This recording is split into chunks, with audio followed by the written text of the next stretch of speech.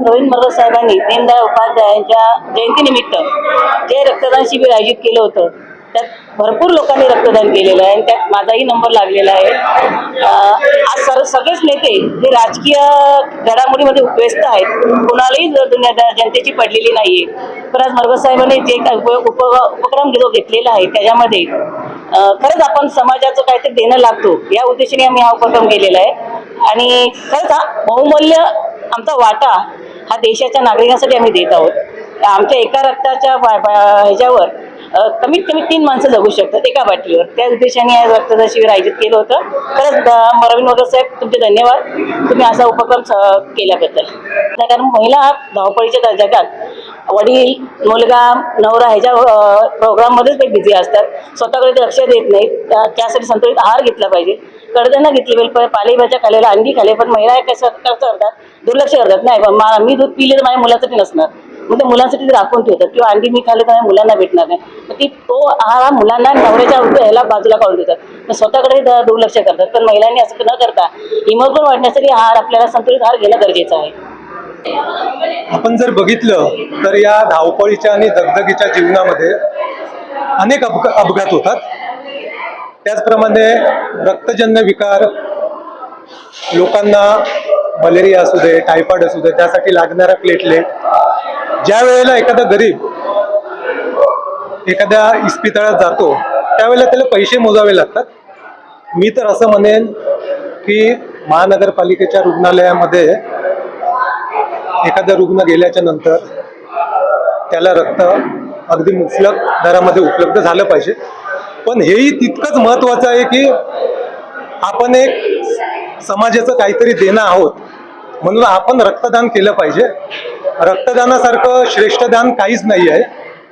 त्यामुळे रक्तदानाची मी तर म्हणेन चळवळ उभी झाली पाहिजे आणि भारतीय जनता पक्षाच्या माध्यमातून आदरणीय प्रवीणजी रमाकांत मरगज मुंबईचे उपाध्यक्ष जे आहेत त्यांनी या रक्तदानाचं आज आयोजन केलेलं आहे। आज बाळासाहेब ठाकरे ट्रामा रुग्णालयाच्या माध्यमातून आपण हे भव्य असं रक्तदान शिबिर आयोजित केलेलं आहे आणि मला वाटतं नक्कीच याचा फायदा गोरगरीब लोकांना होणार, एवढंच मी इथे सांगू इच्छितो।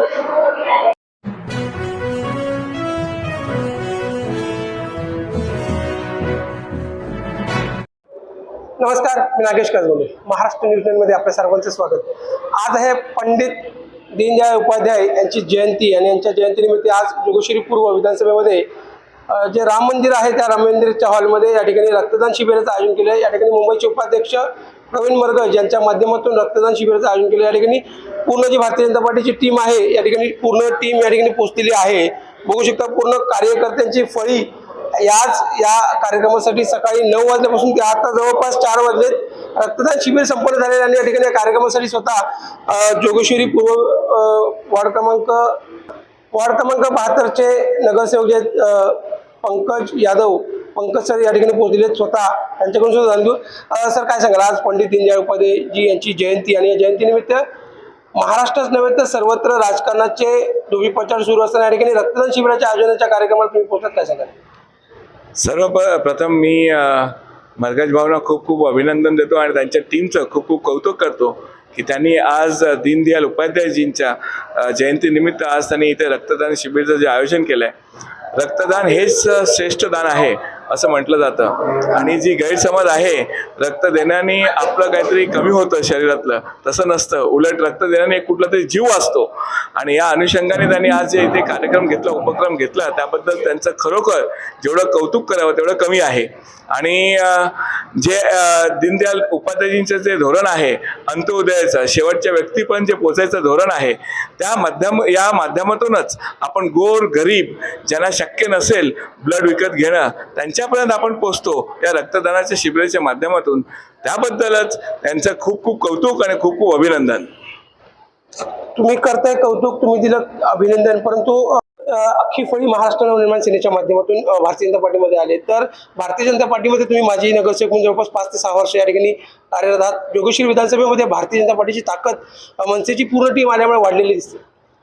नक्कीच वाढलेली आहे, कारण की मनसेमधून इथे आले. मनसे पण हीच पार्टी आहे की हिंदुत्ववादी पार्टी, आणि भारतीय जनता पार्टी पण हिंदुत्ववादी पार्टी आहे.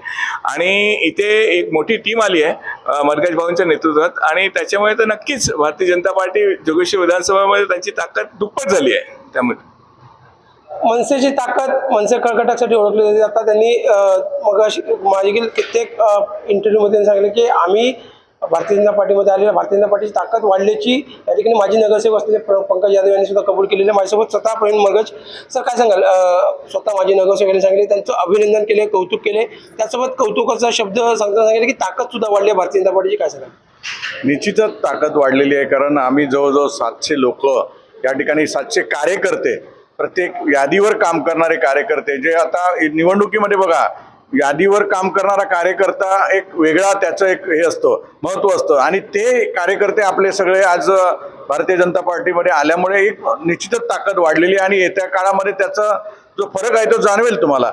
येत्या विधानसभेची निवडणूक असू दे किंवा महानगरपालिकेची निवडणूक असू दे, हा जो फरक आहे मतातला तो त्या ठिकाणी तुम्हाला दिसेल.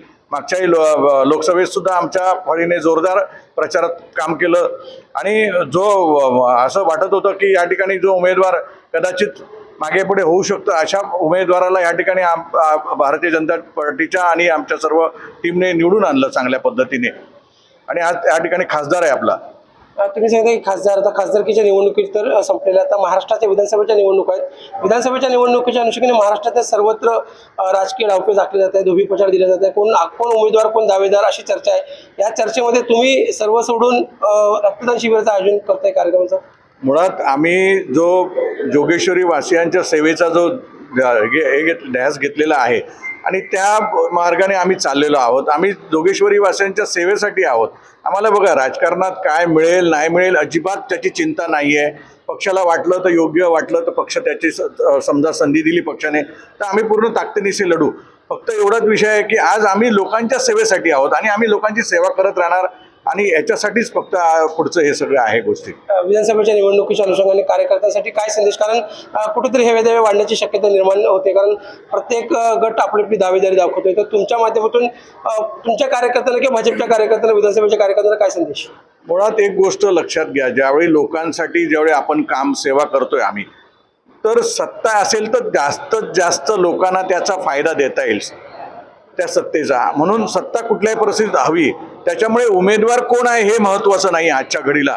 आज उमेदवार हा फक्त महायुतीचा निवडून आला पाहिजे, एवढीच आम्ही या ठिकाणी प्रयत्न करू. आणि त्यासाठी कार्यकर्त्यांना मी आवाहन करेन, उमेदवार कोणी असू दे महायुतीचा, कुठल्याही पक्षाचा, भले तो कमलावरचा असू दे नाही तर धनुष्यबाणाचा वरचा असू दे, तर त्याच्यासाठी आपल्याला पूर्ण ताकदीनिशी काम करायचं. पण कमलावरचा जर आपला समजा इथला उमेदवार असेल तर त्याच्यामध्ये आपल्याला जास्तीत जास्त लोकांचा रिस्पॉन्स चांगला आहे, एवढंच या ठिकाणी नमूद करेन मी. हे होते मुंबईचे उपाध्यक्ष प्रवीण मरगज, ज्यांनी या ठिकाणी रक्तदान शिबिराचं आयोजन केलं. सत्ता ही सेवेसाठी असते, आणि सत्ता ही महत्त्वाची का असते तर लोकांची सेवा करण्यासाठी. उमेदवार कुठल्याही पक्षाचा असू दे, तो आपल्या पक्षाचा असेल किंवा मग माहितीचा असेल, याच्यासाठी निवडून आणण्यासाठी आम्ही सर्व काम करतो. त्यासोबत कमळाचा असेल तर कमळाचा त्यांना जास्त रिस्पॉन्स आहे, त्याच्यामुळे सर्व कार्यकर्ते हे कमळासाठी मोठ्या जोशाने, मोठ्या तोमाने काम करतील. म्हणूनच की यांना माहितीच्या उमेदवारामध्ये या ठिकाणी कमळाचा उमेदवार हवा आहे. तर तसं सांगतो मी नागेश कासगोंडे, महाराष्ट्र न्यूज साठी खूप खूप धन्यवाद.